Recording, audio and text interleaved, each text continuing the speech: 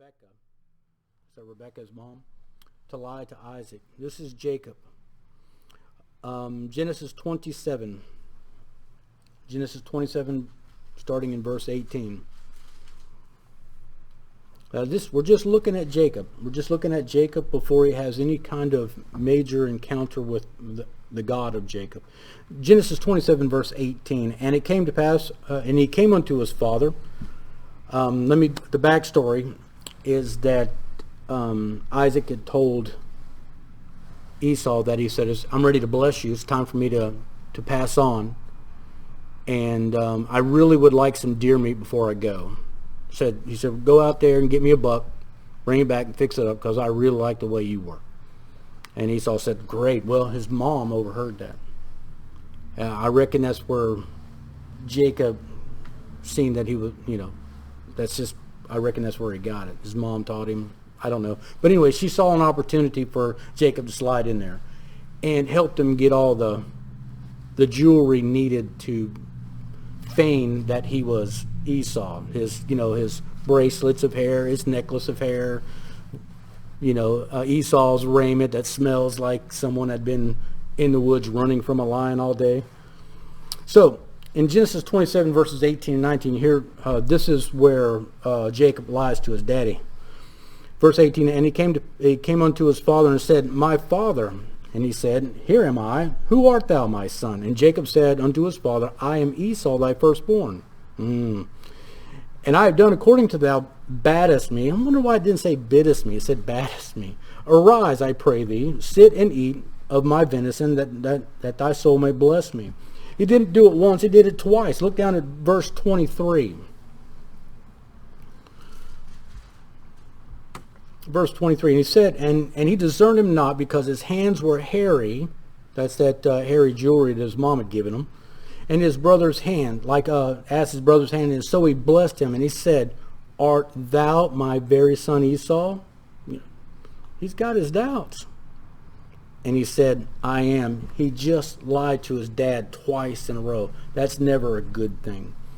That's never, ever a good thing. So that's just looking at Jacob growing up in pressed clothes, pressed robes, those cooking shows that he liked to keep up with, all those things that kept him at home where it was comfortable.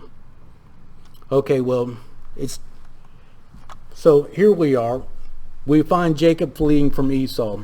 Esau said, look, when I get done mourning my dad, I'll be done mourning so I can go ahead and take care of my brother. Because he's a swindler, therefore I can get my blessing back, or at least my birthright.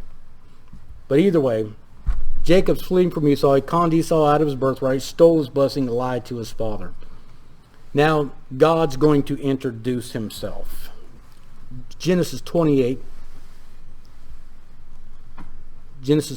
10 through 13. This is where God introduces himself to Jacob. And this has nothing to do with Jacob except that God had given his word to Abraham, that this is what he was going to do. This is the covenant that God is continuing to work. Genesis 28, starting verse 10. And Jacob went out from Beersheba and went toward Haran, and he lighted upon a certain place and tarried there all night. Because the sun was set, he took of the stones of that place and put them for his pillows and laid down in that place to sleep. Stones for pillows. That's tired. Verse 12, and he dreamed, and behold, a ladder was set on the earth, and its top reached to heaven. Behold, the angels of God ascending and descending upon it. Verse 13, and behold, the Lord stood above and said, I am the Lord God of Abraham thy father, and the God of Isaac. The land wherein thou liest, to thee will I give it, and to thy seed. So here God is. Jacob has ostracized himself. He's leaving his place of comfort, and he's on the way to his brother-in-law's house, his family, kinsman. And he lays down on a pillow, and God introduces himself.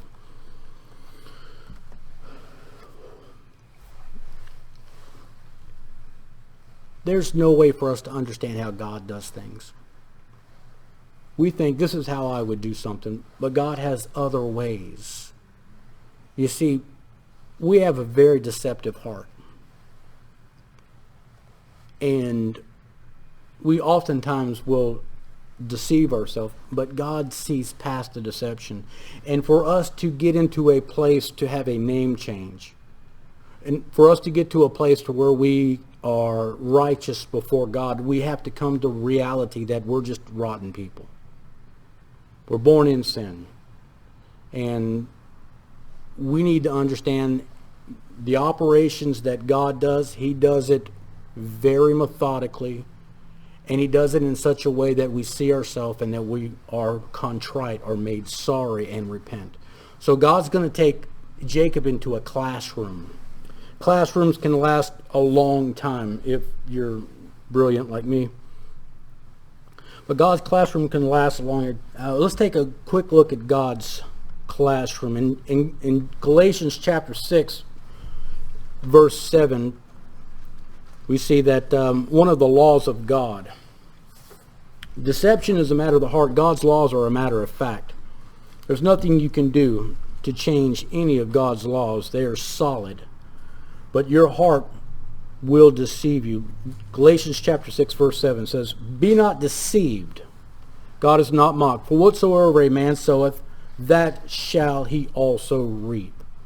It doesn't say Christians. It doesn't say sinners. It says, whatsoever a man soweth. And that's man or woman. That's man in general. Whatever you sow, whatever crop you put down, that's what you're going to reap. If you're good to people, God's going to be good to you. If you deceive people, if you enjoy stealing, guess what? You're going to sow a crop. You're going to reap a harvest. That's a law of God. Whatever a man sows, that shall he reap. None of us are willing to suffer if there's a way out. I mean, really? I mean, anybody want to just, hey, volunteer to suffer, put myself under some hot boiling water, whatever? But if somebody else you care about, and you can take the bullet for that person, 9 times out of 10, a good person will stand up. 9 times out of 10 persons. So, in order for us to learn to suffer, we have to love somebody more than ourselves. Let's look at how God sets the hook for Jacob. Genesis 29. It's a very short verse. And when God sets the hook, class is now in session. Genesis 29:11.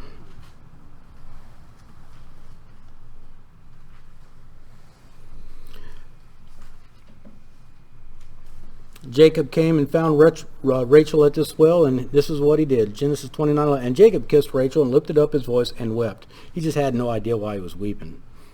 He thought he was going to be happy.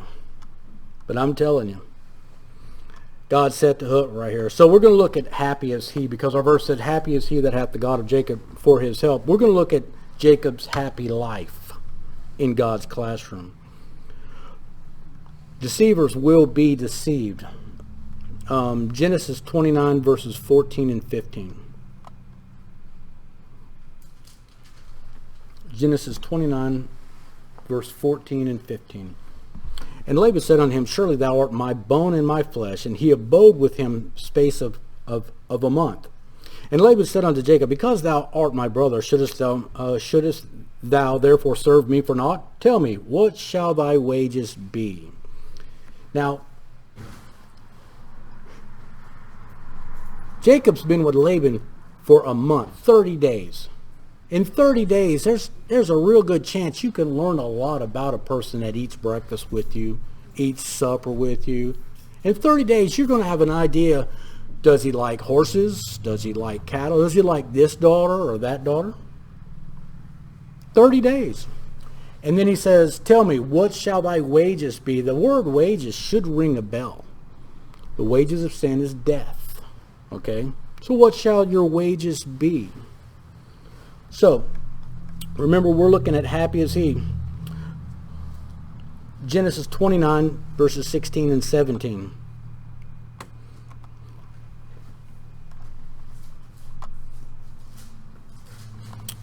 Before that, Jacob tells Laban, I like Rachel. I like Rachel. as if he didn't know. Genesis 29:16. And Laban had two daughters. The name of the elder was Leah, and the name of the younger was Rachel. Leah was tender-eyed, but Rachel was beautiful and well-favored. Remember that. Jacob loved Rachel and said, I will serve 7 years for Rachel, thy younger daughter. 7 years. Where did that number come from? Why couldn't it have been 6 months? I mean, I'll hang out with you for 3 months and, you have a daughter. 7 years? Where did that come from? You're in God's classroom, buddy. 7's the number of completion. So, they say, okay, no problem. They agree to this, and he goes on about his business. 7 years, Jacob is learning to work in the field. He's learning to tend cattle. Genesis 29, verse 20 and 21. Jacob tells Laban, it's time to pay up, buddy. Genesis 29, verse 20.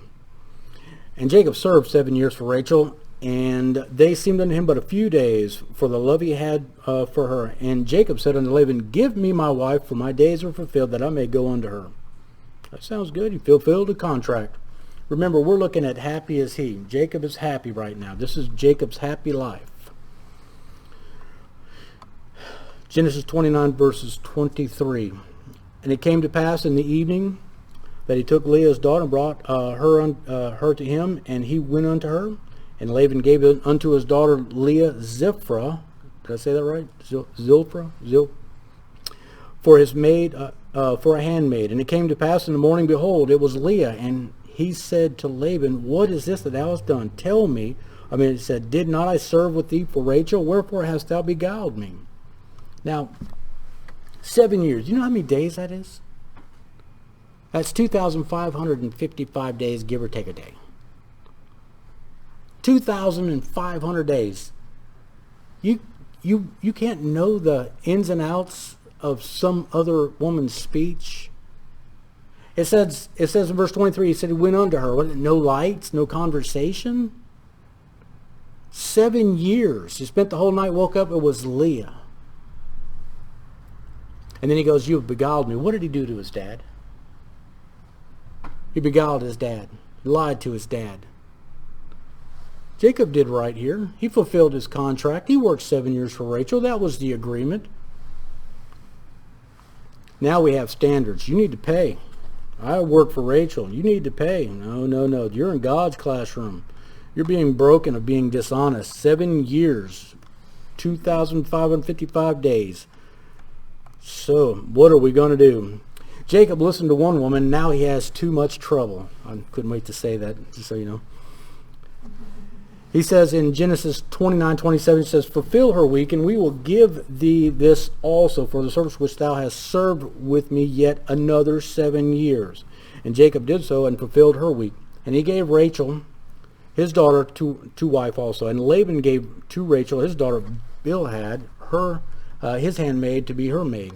And he went in also unto Rachel, and he loved also Rachel more than Leah, and served with him yet another 7 years. So God is showing him.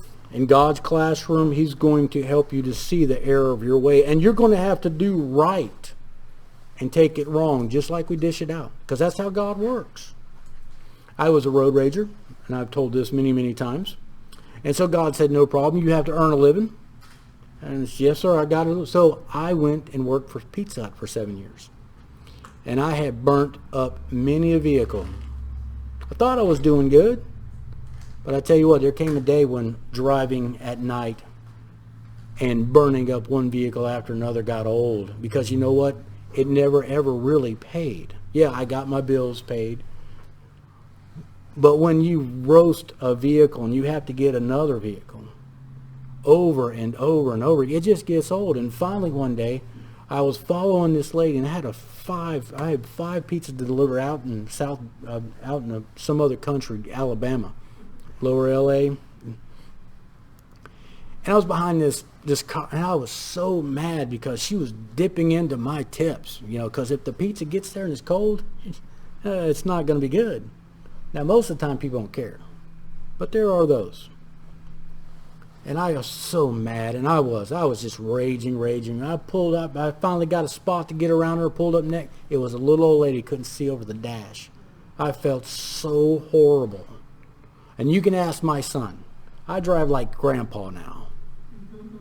Unless you need to be at the hospital. But that's what it took for me to be broken of my road raging. And you know what? Life's a whole lot easier when I'm not running people over, running people off the road. I'm not nervous around cops no more because I'm doing what's right. So when you go into God's classroom, God's going to take care of your issues. He's going to provide for you all along, but you're going to have to learn a lesson, and we can't learn it easy because there's not a lot of Josephs in the Christian community anymore. It's just mostly Jacobs. That's why happy is he that has the God of Jacob for his help.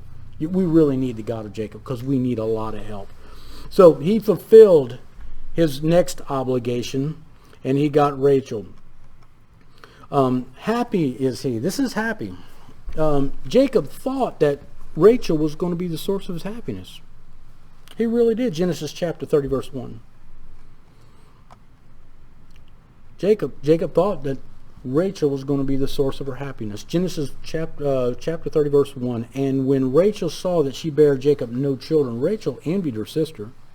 And he said unto Jacob, give me children, or else I die. You know those beautiful and well-favored women usually have unrealistic demands.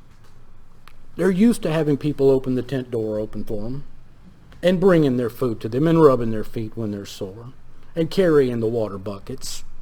Leah didn't have that. Leah was a much better woman. But she was used to being pampered. Verse number 2, and Jacob's anger was kindled against Rachel, and he said unto her, am I in God's stead, who hath withheld from thee the fruit of the womb? Don't sound like happy fun times to me. Listen to one woman lie to his daddy before God, and now he's got too much trouble. Because as you go on down the list, you find out that they're always wrestling with each other. And they get in some crazy games, selling Jacob for mandrakes, and I mean it's just awful. It's just back and forth. There's no happiness there. I mean the guy's he just probably wants to go to work and get out of the house, which I think is a good thing to do. Get out of the house.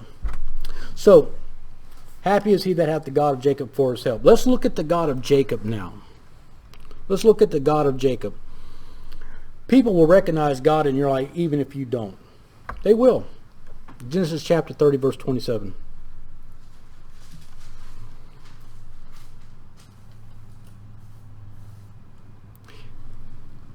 Genesis chapter 30, verse 27. And Laban said unto him, I pray thee, if I have found favor in thine eyes, okay, tarry, for I have learned by experience that the Lord hath blessed me for thy sake. People will recognize God in your life. There'll be something different about you. I mean, certainly his robe's probably not as pressed as he'd like it, and he probably doesn't wear a bow tie to work.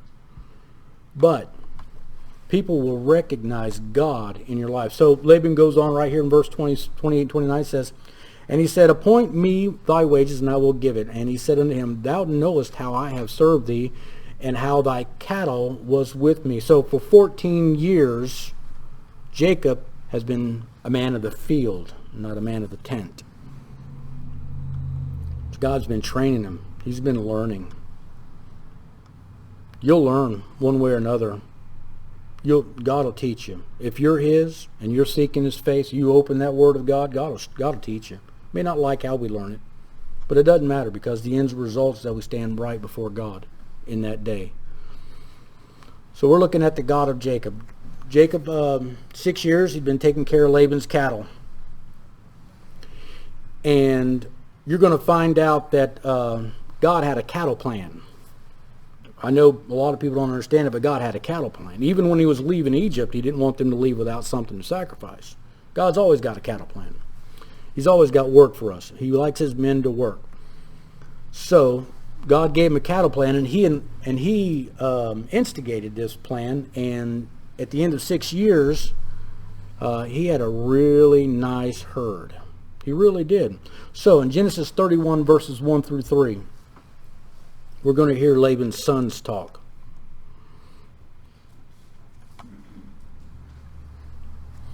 Genesis 31 verse 1, and he heard the words of Laban's son, saying, Jacob hath taken away all that was our father's, and of that which was our father's has he gotten all this glory. And Jacob beheld the countenance of Laban, and behold, it was not towards him as before. And the Lord said unto Jacob, Return unto the land of thy fathers and to thy kindred, and I will be with thee.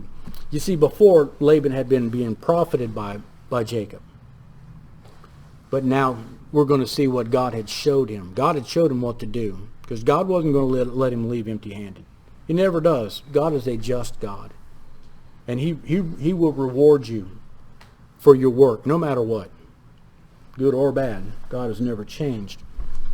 So the God of Jacob had done something. In Genesis 31 verse 11, God had revealed his cattle plan to Jacob all along. Genesis 31:11, and the angel of God spake unto me in a dream, saying, Jacob, and I said, Here am I. That's always a good thing if you hear God speaking to you. And he said, Lift up now thine eyes, and see, all the rams which leap upon the cattle are ring-shanked, and speckled, and gristled. For I have seen all that Laban doeth unto thee. I am the God of Bethel, where thou anointest a pillar, and where thou vowest a vow unto me. Now arise, get thee out from this land, and return unto the land of thy kindred. So you see, all along, God had been seeing exactly what Laban's been doing. And he knows that Laban had been profiting off of him. He knows that Laban swindled him.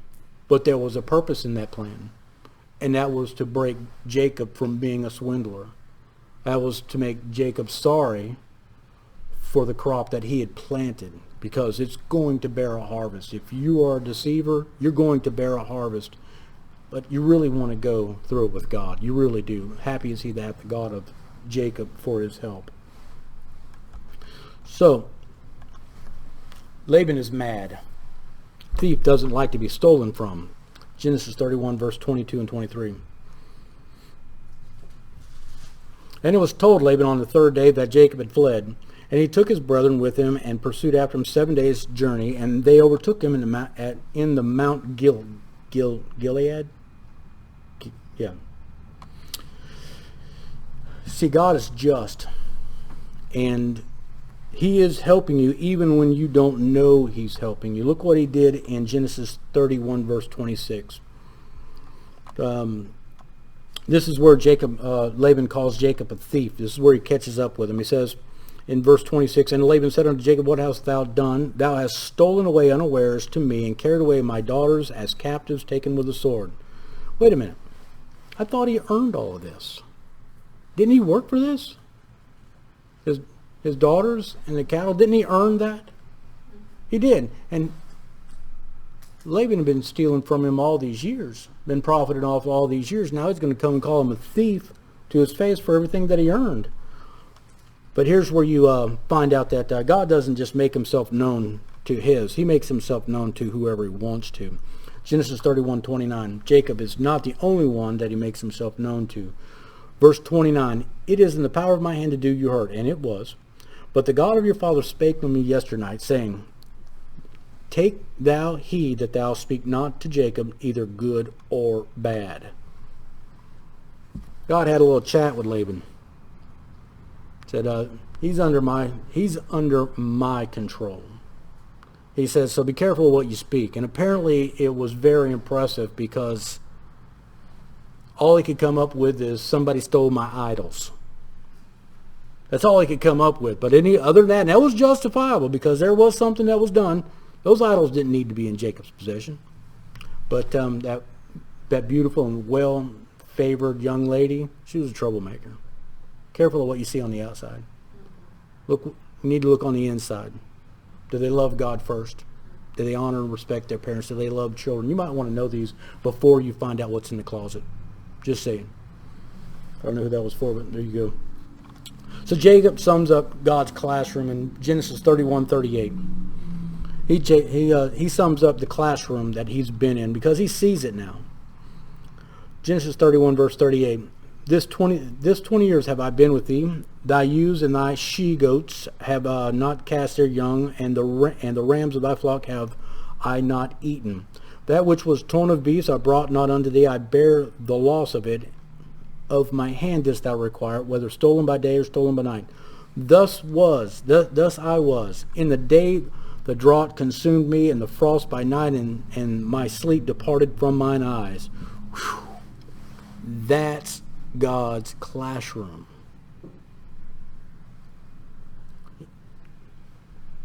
Americans by nature are softer than most people. We've got all the comforts. I think we got this country has like 40, almost 50% of the world's natural resources. We have 8% of the world's population. Yeah. God had been toughening him up. He'd been toughening him up so that he could run his household. Verse 41 and 42, thus have I been 20 years in thy house. I have served thee 14 years for thy 2 daughters, and 6 years for thy cattle. And thou hast changed my wages 10 times. There's you a good boss, man. In verse 42, except the God of my father, the God of Abraham, and the fear of Isaac, funny, interesting, not funny, had been with me, surely thou hast sent me away now empty. God has seen my affliction and the labor of my hand, and rebuked thee yesternight. So happy is he that hath the God of Jacob for his help. There are things that we don't like to look at and deal with. But to go in front of God, those things are going to come to the surface. He wants to deal with this. What happens when you put metal that is tainted in a fire? All the dross comes up to the surface because it's a purification. And that's exactly what God had been doing. God had been purifying. God had been purifying and bringing to the surface all the ugliness that God sees. We may deny it to one another, but God sees it. And you go into his presence, that's what he's going to want to talk about. You know the saying about the elephant in the room? And that's how God is. When you go into his presence, you may not hear from him for a while, but when you go back, he's going to want to talk to you about what the last thing he wanted to talk to you about. Because God has never changed. And that's the way that God does this. He puts us in the fire, and he brings all that ugliness to the top because it's unacceptable. He doesn't delight in it. If he doesn't delight in it, then we need to have the courage to go before God and say, God, please help me to get this out of me. It's no good, and you don't like it. Therefore, I don't like it. So, there are some things we need to understand. If you have an issue in your life, you really want to let God deal with it. You really do. An example of that would be David when he numbered the children of Israel. In 2 Samuel chapter 24. 2 Samuel 24.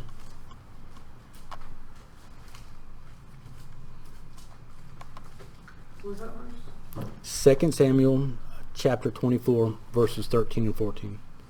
2 Samuel 24.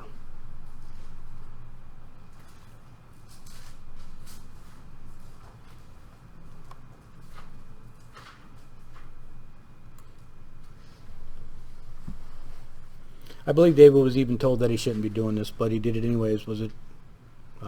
Anyways, I think he was told not to by his captain of his host, and he did it anyways.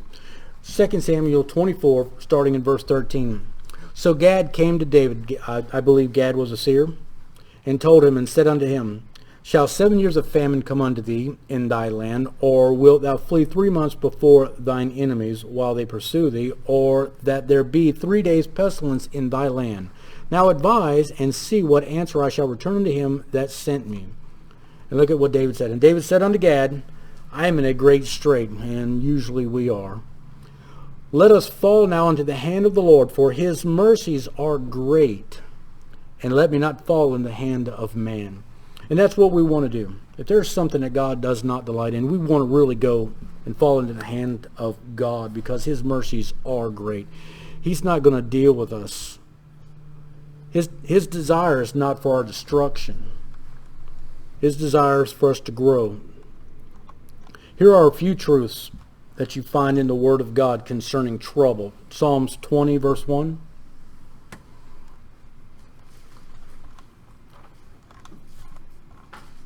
Happy is he that has the God of Jacob for his help. And it really is. We need to realize that God is right in the middle of our trouble.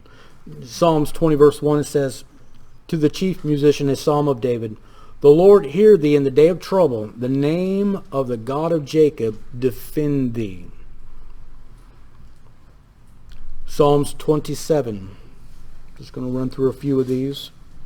Psalms 27 verses 4 and 5.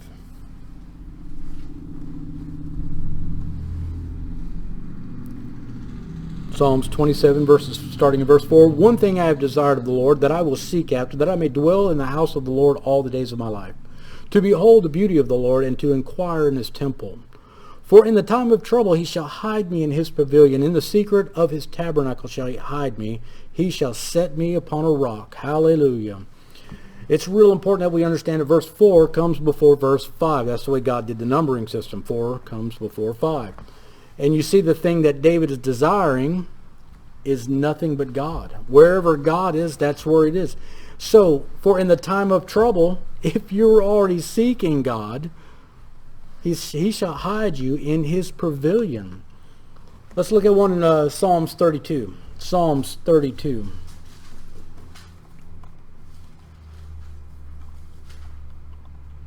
Psalms 32 verses 6 and 7. For this shall everyone that is godly pray unto thee in the time when thou mayest be found. Surely in the floods of great waters they shall not come nigh unto thee. Look at verse 7. Thou art my hiding place. Thou shalt preserve me from trouble. Thou shalt compass me about with songs of deliverance. Who was it that sang at midnight? Paul and Silas? They were in such a... What, were they in the Holiday Inn? Or the Motel 6? Oh, I think they were in stocks in the middle of a prison at midnight in the dark. They started singing songs. And God said, okay, we'll let them out. They had something to do. In Proverbs, it says, the righteous is delivered out of trouble, and the wicked come in his stead. So, all through the Word of God, it seems like trouble seems to be a part of our curriculum. It seems to be a part of things that are going to happen. No matter what, whether you're Joseph or Jacob, trouble's going to happen. I wish that we could take it like Joseph, but more than likely we take it like Jacob. These are sample promises to those that are right before God, but because we are ignorant of how God deals with wickedness, okay, where'd you come from? Of our heart, deals with the wickedness of our heart, we turn from God and stop searching his word and murmur against him. In closing, let us look at a few truths that we need to embrace.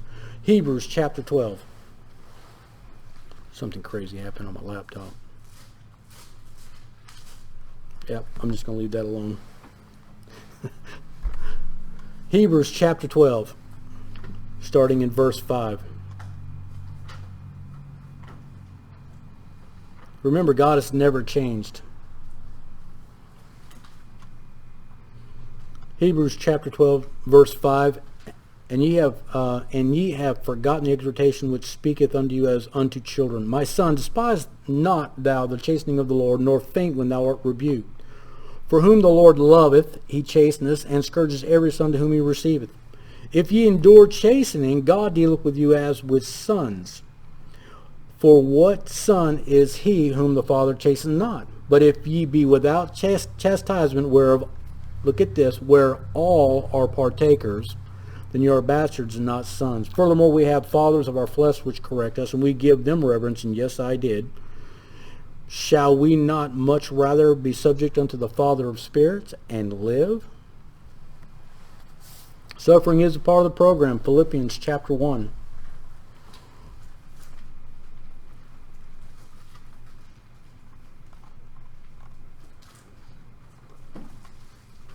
If you are born again, and it is only because of Jesus Christ, then you get some special benefits. Philippians chapter 1 verses 28 and 29. Verse 28, and in nothing terrified by your adversaries, which is to them an evident token of perdition, but to you of salvation and that of God. Look at this. This is awesome. For unto you is given in behalf of Christ not only to believe on him, but also to suffer for his sake. That's We just got to go ahead and realize that's a part. If you're going to stand in the light, you're going to be easily shot at. We need to be ready to give reasons to people that are watching us react to these situations. We really do. 1 Peter chapter 3.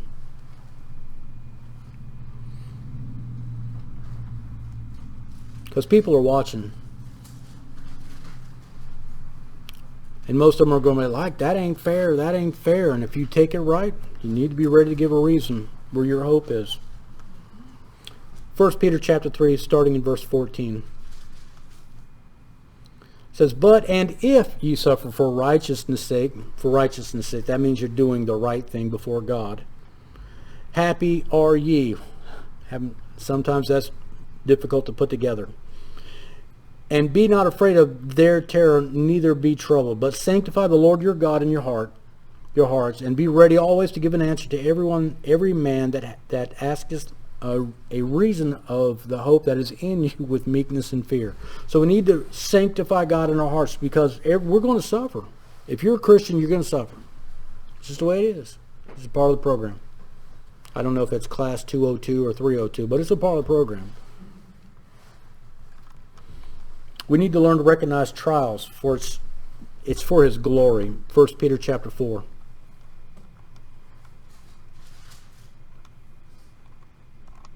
First Peter chapter 4, verses 12 through 14. It says, verse 12, beloved, think it not strange concerning the fiery trials which is to try you, as though some strange thing happened unto you. But rejoice inasmuch as ye are partaker of Christ's suffering, that when His glory shall be revealed, you may be glad also with exceeding joy. If ye be reproached for the name of Christ, happy are ye, for the Spirit of glory and of God resteth upon you. On their part He is evil spoken of, but on your part He is glorified.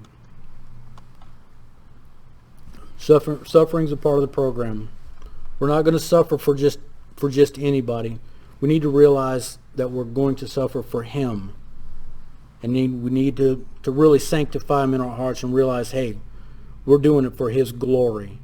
And when you stand face to face with the man that is described in Revelations, eyes like fire, his countenance like lightning, his feet as polished brass as they'd walk in a furnace, you're going to be happy. That's when you're going to be happy.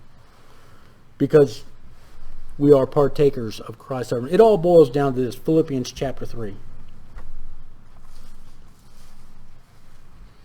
Philippians chapter 3, verses 10 and 11.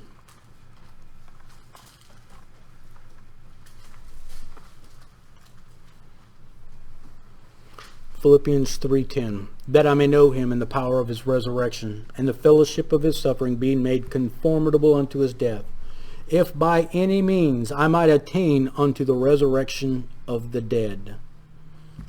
That's what it boils down to know Him. The power of His resurrection. We're going to see that here shortly. 7 minutes would be nice. 7 months would be okay. 7 years, I'll wait. But it all boils down to that we may know Him. Happy is he that hath the God of Jacob for his help, and whose hope is in the Lord his God.